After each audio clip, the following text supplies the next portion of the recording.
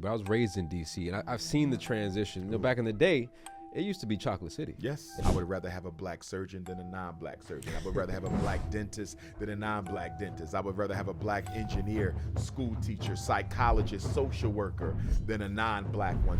Focus. You gotta have that confidence, right? You gotta be like, yo, I'm fucking better than everybody. I will fucking smash everybody. Have a crippling insecurity, a fear of not being good at all, of being shit. And that fear drives.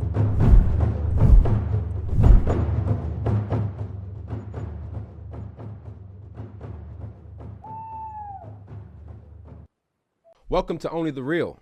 I named this podcast Only the Real because truth is the guiding principle of the universe. Truth is what is real, what is actually the case. It fails no tests. In fact, it demands a rigorous examination and critique. And at the end of that process, you become a knower instead of a thinker.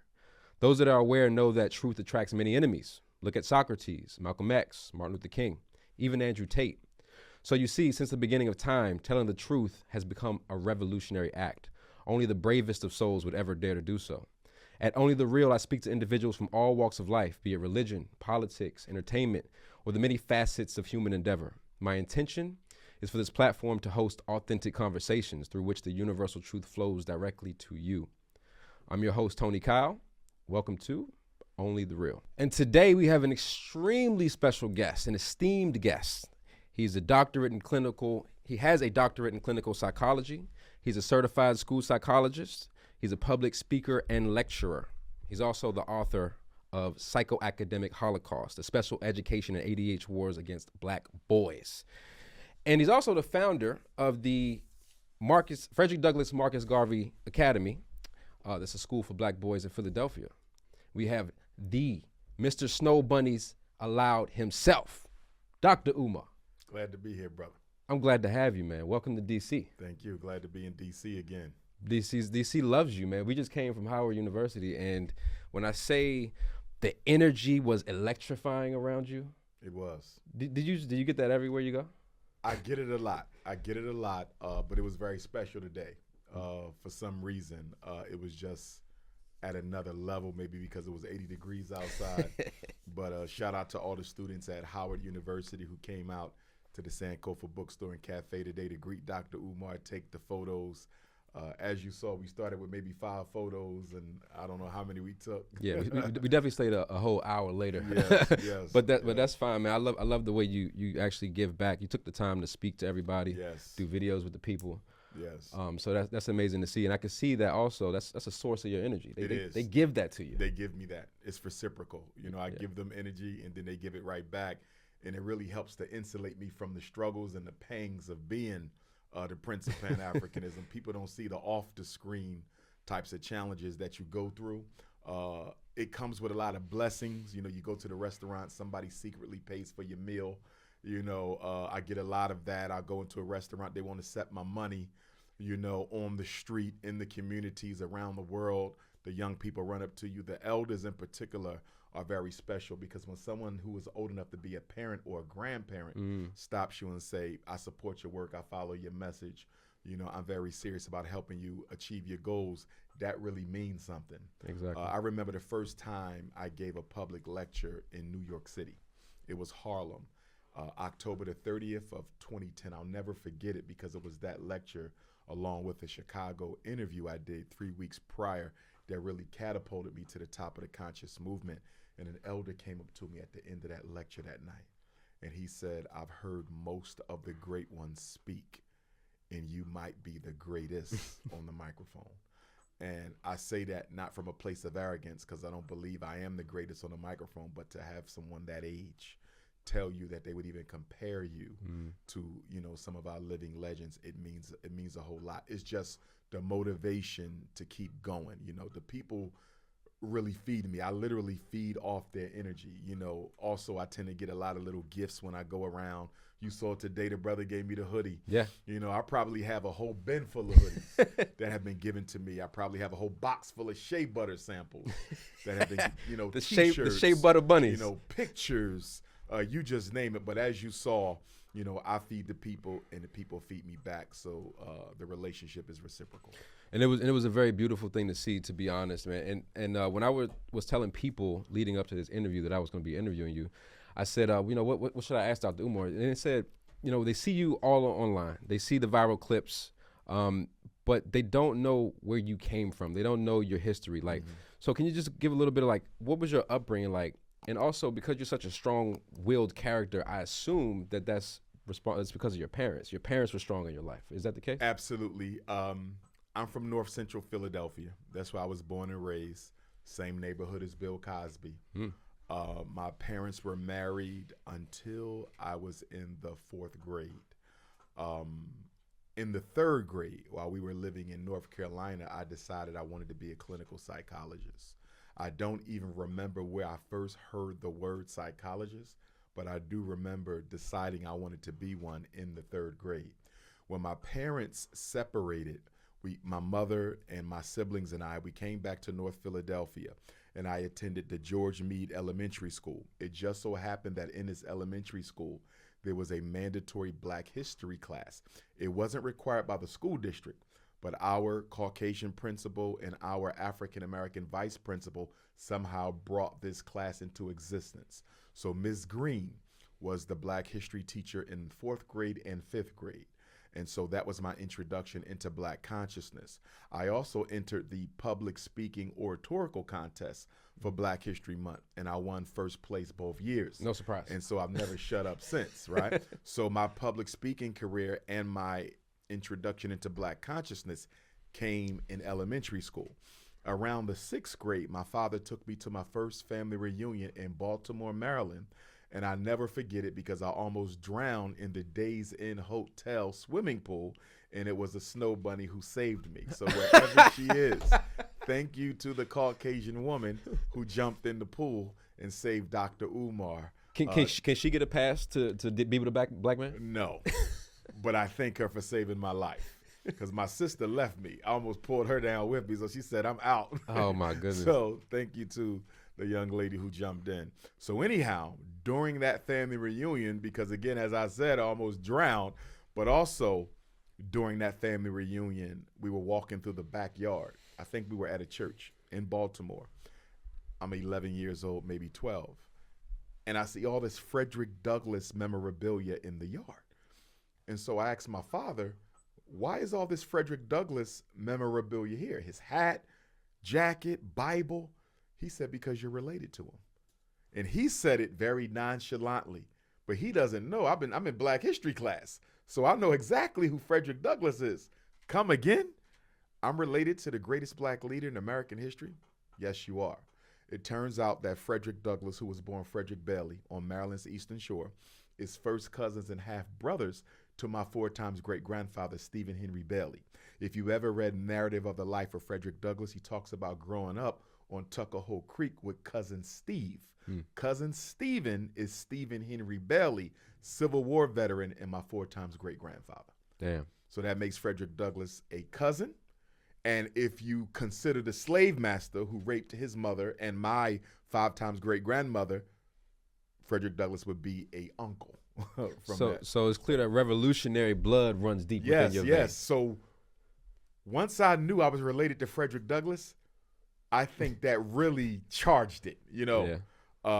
Because you have a name to live up to at that point. You have a name to live up to. And I think you're doing a fantastic job. I appreciate it. And although there's people in the family, though, who may not appreciate the message because they're a little bit more integrationist minded, you know, but nonetheless, if Frederick Douglass was here, although we may have some disagreements, I think he would be very proud of the work that I've done and my mission to help keep his memory alive, which is one of the reasons why I named the school Frederick Douglass Marcus Garvey. Now, some people ask me, if you were not related to Frederick Douglass, would you still have named the school after him? Quite possibly, because when I look at what he has done for African people in America, there's few Black leaders who come close to his achievement, having been the only leader we had in both slavery and freedom to be prominent, you know, to liberate himself by putting his hands on a slave master, you know, fighting literally for his freedom, you know, proving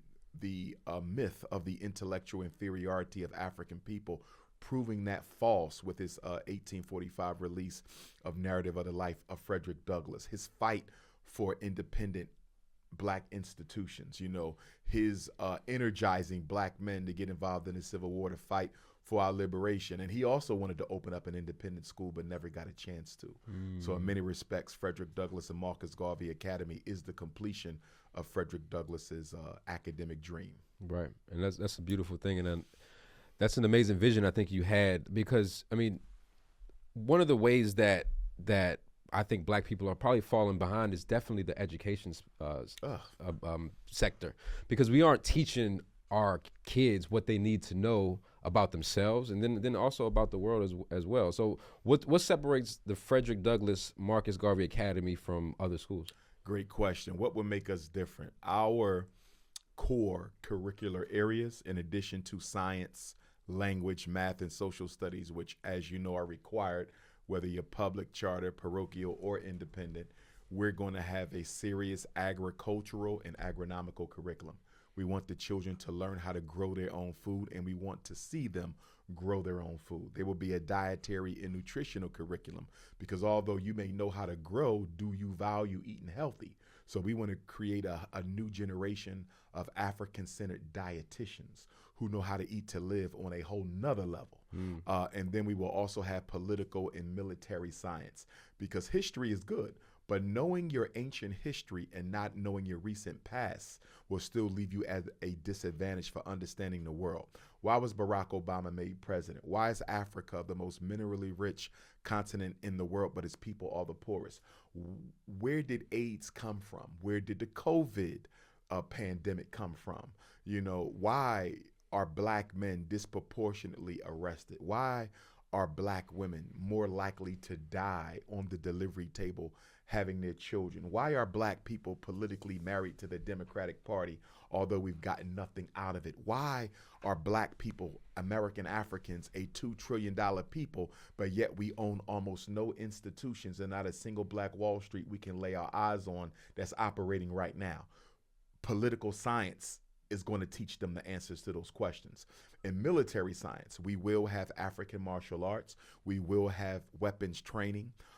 We will teach them how to live off the land. There will be survival skills. You better watch out, Doc, because you sound like it's a militia almost. It's not a militia. That's how they're going to frame it, though. That's how they may frame it. That's how they may frame it. But it's not a militia. We want to create scholar warriors, brothers who have the intelligence of the black bourgeoisie, but the commitment to the grassroots community, because we don't want any of our graduates to be members of the Negro aristocracy, those elitist blacks who parrot the behavior of white people while looking down on their own. We are anti-bourgeoisie. There will also be African spirituality. I am a practitioner of the Yoruba spiritual system known as Ifa. And so Ifa will be the spiritual foundation of FDMG. Children do not have to practice African spirituality if their parents are not comfortable with it, but they must learn about it. There will also be African languages taught at the school. There will also be economic and financial curriculum. We want them to invest. We want them to understand real estate, stocks, bonds, entrepreneurship, how to start their own business. And in fact, after they graduate, they'll get their first grant to start their business from FDMG itself. So we're looking at revolutionizing the way we educate black children. We don't just want to prepare them for college. We want to prepare them for life. And we don't just want to prepare them for life. We want to prepare them for the resurgence of African culture and reality in the 21st century. That's beautiful, man. That's beautiful. You know, one thing that I realized, especially at Howard, so I'm 33 years old. I went to Morgan State University. And if someone comes up to me now and they say, should I go to school or should I do something else? I'm against school. I'm against college specifically. Okay. Number one is overpriced. So all that money you're paying to get an education for a piece of paper that it's a high chance that you might not get a job in the first place. When you can take that time, it's not just the money, but it's also the time and energy that you're spending to get that degree when you could be focused on a career. There's so many resources online where you can teach yourself, to be honest. And so like, are you, when people come in contact with you, are you encouraging school? What's your overall outlook on the school system right now? I'm about 50% in alignment with your reasoning. I do believe college is overpriced. Right now in America, we have over 2 million American Africans with master's and doctorate degrees unemployed. From doctors to lawyers to engineers, it is amazing at the amount of talented black people, well certified, well credentialed, and they can't find work. So I do understand where you're coming from. And I do believe that our children, especially our men, need to redirect their attention back to the industrial building trades, which served as the foundation for the economic reality of black America for about 50 years. We gave up the industrial building trades for a life of collegiate education, and it has not proven a benefit to the community. Once upon a time, we didn't have to go to college at all. Our grandparents were auto mechanics, they were roofers, they were welders, okay, they were laborers, they were barbers, they were plumbers. We need to go back to that, because when I look at FDMG and the money that we're paying to renovate the school, our electric bill was over $100,000. It took them 2 weeks. Our plumbing bill was nearly $100,000. It took them about 2 weeks. So you're earning a surgeon's salary, you're earning about a third of a surgeon's salary in 2 weeks. Who wouldn't want that type of an opportunity? So if I were in charge, every black boy and every black girl would get a certification before they go off to college. Now, I will not completely shut the door on college education. Why not? We still need a black professional class. I would rather have a black surgeon than a non-black surgeon. I would rather have a black dentist than a non-black dentist. I would rather have a black engineer, school teacher, psychologist, social worker than a non-black one. So we still need our professional class so college remains relevant, but I think black people need to start sending their children intentionally more to the HBCUs. I think that we are losing out by keeping our children away from the black college reality. And since our colleges are struggling with retention and with revenue, if we made up our minds to marry the black college experience, I think it's a win-win situation. But I also think that the HBCU needs to keep current and competitive with the PWIs, because a lot of black parents don't have a loyalty to the HBCU, unfortunately. So therefore, the HBCU needs to remain relevant. And I think every HBCU should have 3 institutions. 1, a garden. As you know, most of our people live in food deserts. For a lot of black people, the closest real supermarket is about 15, 20 miles away. And a lot of our single mothers can't drive or don't have a car. So we need a community garden and make sure our people are eating healthy. Number 2, every HBCU should have a credit union or a bank so that you can build Black Wall Street, so you can give our people loans and grants to build the hospitals, the banks, the supermarkets, the manufacturing, the distribution, and the schools. And the 3rd institution that every HBCU should have is an entrepreneurial incubator. You should be growing black business on the HBCU campus. Your business majors should be able to access a line of credit from the HBCU to make their business dream a reality. In essence, the issue, what I'm saying is the HBCU needs to become more practical in order to keep competitive with the PWI. 100%. Well, back to your point about business majors, like at least my understanding is that business professors that are teaching in these colleges don't even run businesses themselves. How can you teach something when you don't run it? I agree. I believe the longer you teach without practicing, the more out of touch you come with the reality that you're professing. So I believe in scholar practitioners.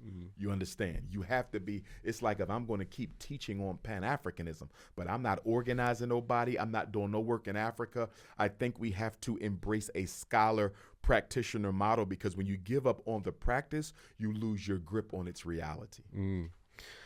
Just going back for a second, you just came from Philly today. I saw some videos recently where Philly looks like Skid Row in LA. It looks bad. Is that what you're seeing on the ground? It probably depends where. So like most major cities, you have the beautiful aspect, right? So Philadelphia has some very, very beautiful neighborhoods, and Philadelphia has some slums as well.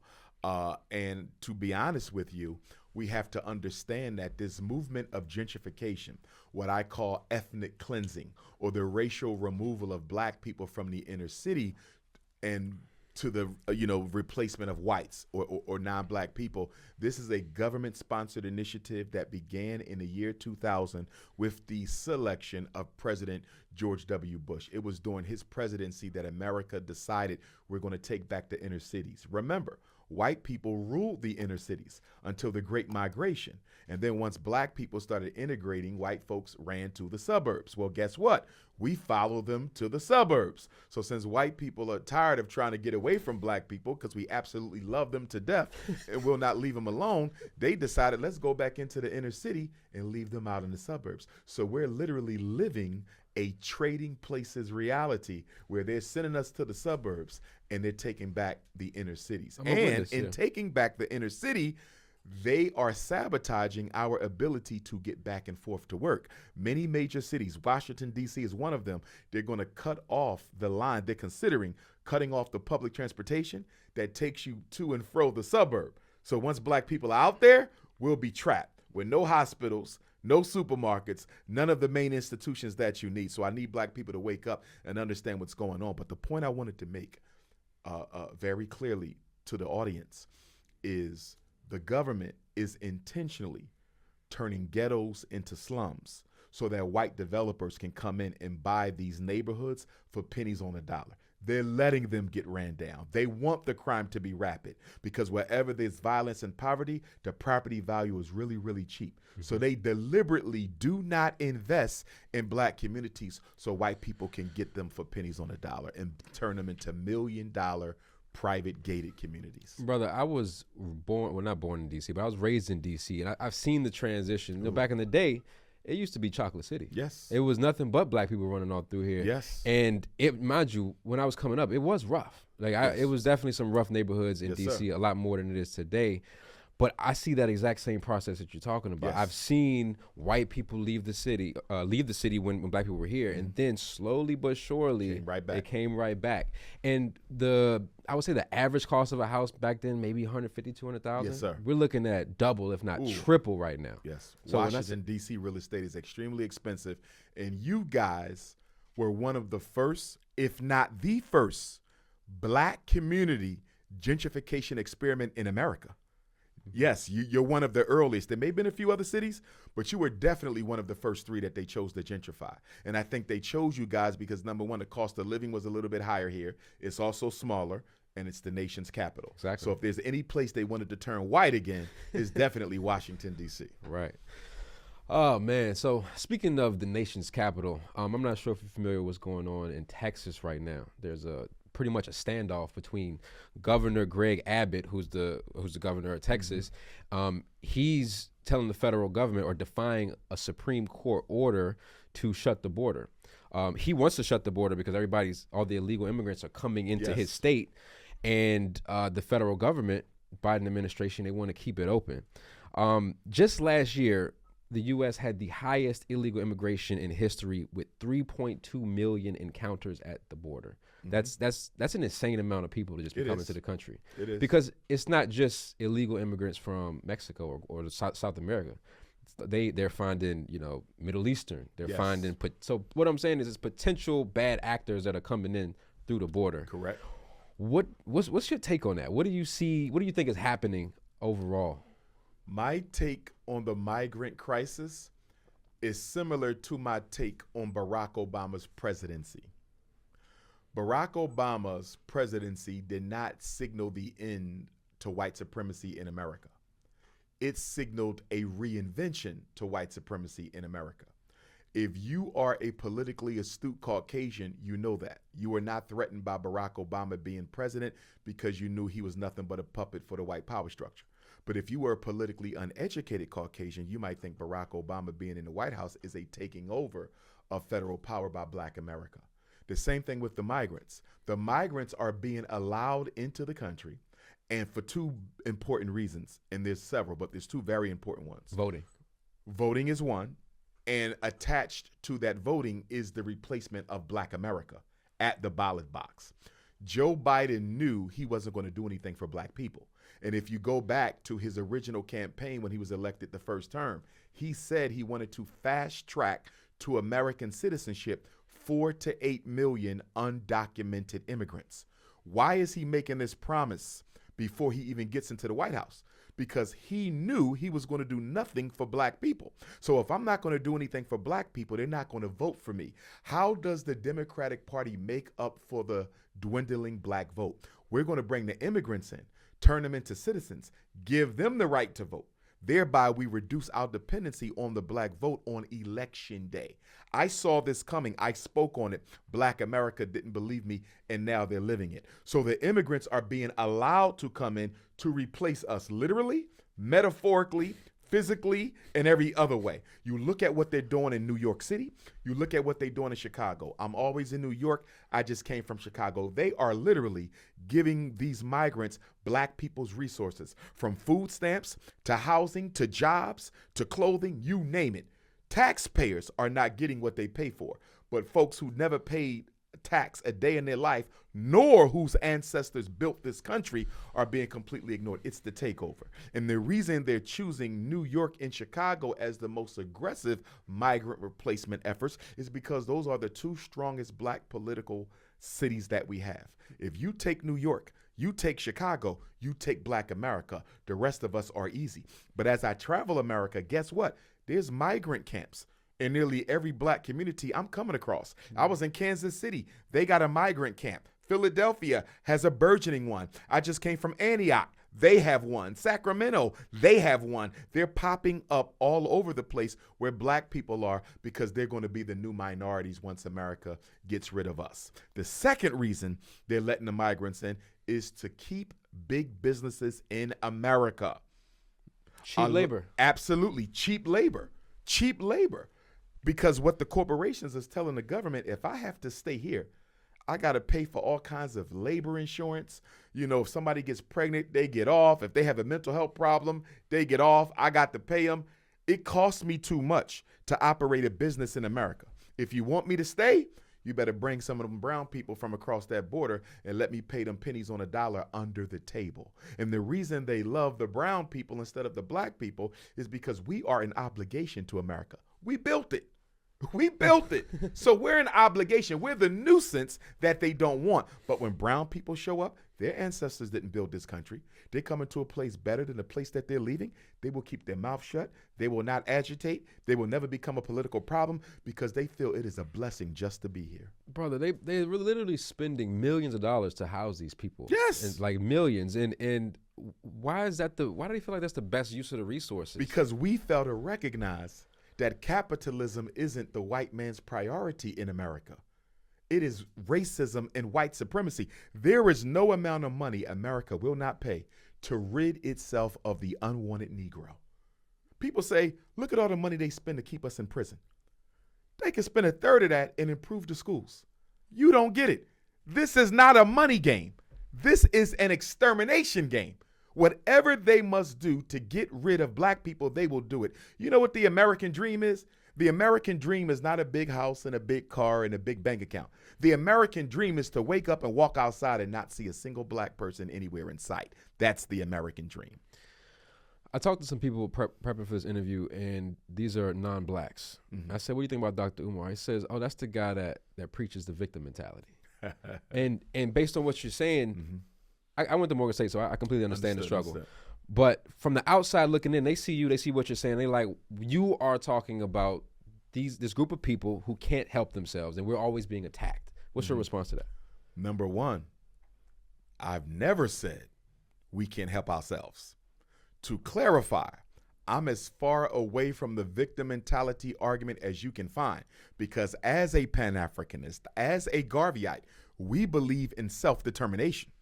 That means all of our problems can be solved and will be solved by us alone with no outside help, physical or financial.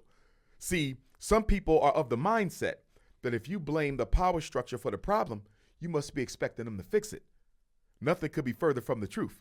If you think the U.S. government created all these problems for black people so they can turn around and fix them, you're out of your mind. Yes, they created them problems. We don't control the school system. How can we be at fault for it? We don't control the prison system. How can we be at fault for it? We don't control the criminal justice system. We don't control the economy. If you look at the systems that impact black America the most, we have no control over none of them. So it is crystal clear that our problems were introduced into our community, but it is also crystal clear that the responsibility for solving them is our own, which is why for me, when we have conversations like reparations, although I support reparations because Pan-Africanists gave birth to the reparations movement, it can also become a distraction because once again, you're in a situation where you're waiting for the government to jumpstart your solutions process. I forgot about reparations a long time ago, man. You see? That's not happening. Well, it can happen, but here's the problem. The money's not going to be worth nothing by the time it gets to us. Absolutely. You're right on the money, which means that whatever we are demanding for reparations should not include cash. And if you're going to put cash on the list of reparations demands, it should not be at the top. Why? Because the benefit that America receives for the enslavement of our ancestors will never expire. As long as there's an America, there's a benefit that came from slavery. Most of your banks, most of your insurance companies were birthed through slavery. So there's no such thing as an America that doesn't benefit from the enslavement of African people, although we're nearly 160 years out. So whatever we demand, whatever we are receiving for compensation, should likely be things that never expire. You're talking land, you're talking resources, you're talking control of industries, you're talking exclusive rights over your inventions, your music, your art. That's what we should be talking about, not money. But because our people are so financially illiterate, that is working against the reparations package being of any benefit to us, because you have financially illiterate people talking about what should I get for the enslavement of our ancestors, failing to recognize that if they give you paper money, which is a promissory note, no mineral value whatsoever, they can cut the price in half through inflation almost overnight. And you better understand this, because America is based on white supremacy, whatever they give to African people, there's going to have to be some sort of a counter package for white America as well, so you maintain white privilege. They will never do anything in this country to upset white privilege. And the biggest reason why is not only because they're racist themselves, but because most of America is poor white people. If you advantage systematically black people over these poor Caucasians, they will rebel against the government. And I'm not talking about no January 6th, a temper tantrum. I'm talking about a real armed struggle between white America and the white American government. Let's keep in mind, even though the government has the best weapons, the people have more weapons. If the U.S. government, if the military, which is only about 300,000 to 500,000 strong, have to take on white people, which are about 300 million strong, you won't win, no matter what weapons you got, because due to their constitutional rights, these white folks got 100, 200 guns with all their ammunition, so they can literally arm their whole neighborhood. Not to mention, most of the white men in the military are not going to side with the government against their own family. Right. America knows that. The minute black people do better than white people, this country descends into civil war. The migrants are being let into America to keep the corporations here and to replace black people at the voting booth. That's powerful, man.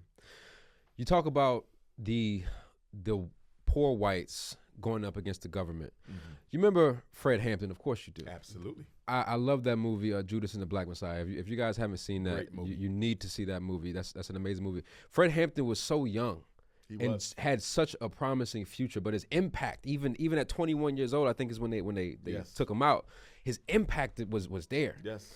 And what he was trying to do, he unified not only the blacks that were being oppressed and had struggles all throughout the country, but he unified the poor whites, I think the Latinos as well. The Rainbow Coalition. The Rainbow Coalition. Jesse Jackson borrowed the name from Fred Hampton. And then he turned to gay? No. Well, white America took it and turned it into the gayness, but Jesse Jackson named his organization the Rainbow Coalition or whatever. Okay. You follow? Yeah. But he borrowed that idea, the concept, from Fred Hampton. So do you think that was the main reason why they took Fred Hampton out, was because he was going for that underclass versus the government? America didn't appreciate Fred Hampton's revolutionary approach to the Rainbow Coalition, the merger of different interests across ethnic lines and racial lines. That definitely was some concern for the government, but that wasn't the major reason. The major reason Fred Hampton had to die is he had just returned from a Black Panther Party Central Committee meeting where he was elected national spokesperson or international spokesperson for the Black Panther Party. Now, mind you, Dr. King was just assassinated the year prior, right? That means all eyes went to Fred Hampton because he was the most eloquent speaker at that time who was part of an organization that was actually doing something, not just talking about something. So the government knew that if Fred Hampton ever got the opportunity to go across this country and organize and recruit and do the same around the world with his charisma and with his oratorical skills, they were going to have a problem. I believe that had he been left alone, Fred Hampton may have very well eclipsed the work of Martin and Malcolm put together. Mm-hmm. So he had to die. When you study assassinations, you always got to look at the timing of the murder. He had to die at that point because they just elevated him to national spokesperson. The government could not have Fred Hampton operating outside of Illinois, organizing our youth and organizing our sisters and our elders and everyone else. Fred Hampton was the best thing to happen to the Black Panther Party at that time, and that's why he had to be neutralized. I am a revolutionary. I am a revolutionary. Yeah, that was and it's interesting because the Fred Hampton story, like many of our ancestors who were assassinated, it shows you the ruthless, diabolical nature of the United States power structure, the way in which they let Fred Hampton out of jail. He was let out of jail so they could kill him. Right. Because they didn't want him to become a living political martyr. This is how diabolical and ruthless they are. We could look at Dr. King, April 4th, 1968. The FBI deliberately killed those sanitation workers in Memphis. Remember the ones who got swallowed up in the truck? That was done on purpose by the FBI because they had to attract Dr. King back to Memphis to prevent him from going to D.C. and his breadbasket campaign, which was going to take poor Americans to the nation's capital, and no one was leaving till everyone left with a home and a job. That would have embarrassed the U.S. government. They couldn't allow it. They wasn't going on a 1 million man march for one day. They were literally going to erect a tent city in the nation's capital and show the world how the richest nation in the world treats its poor people. He had to die before he got to D.C. And the best way to keep him from going to D.C.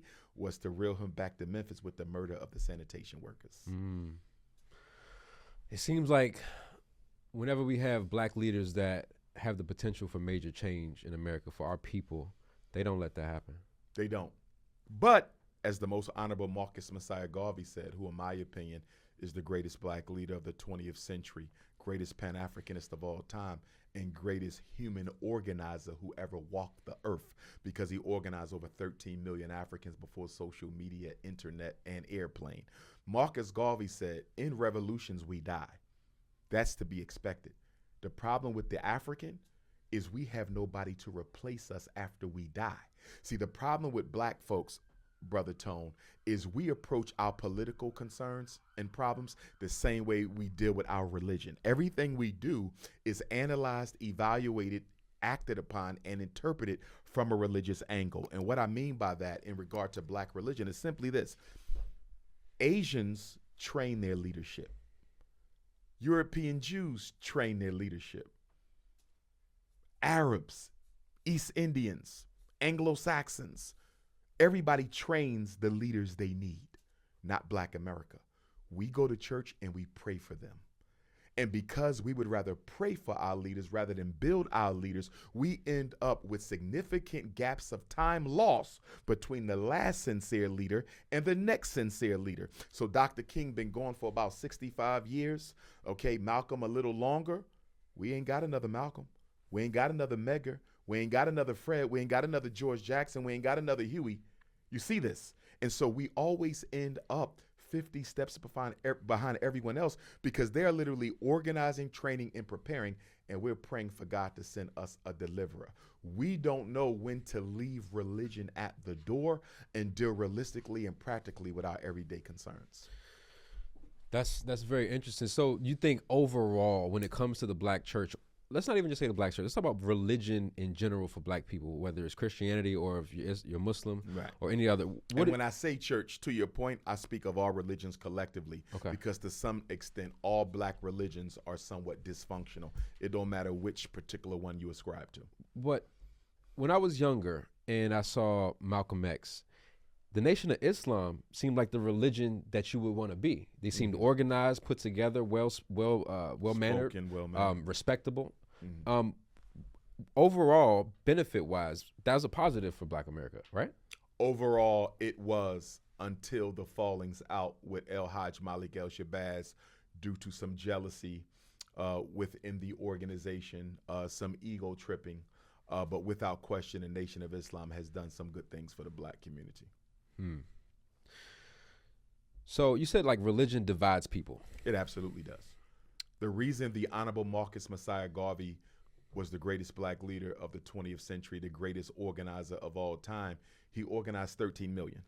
Take every Black organization you know of right now in existence, add up all their members in 2024, and you don't get Garvey's numbers a century ago.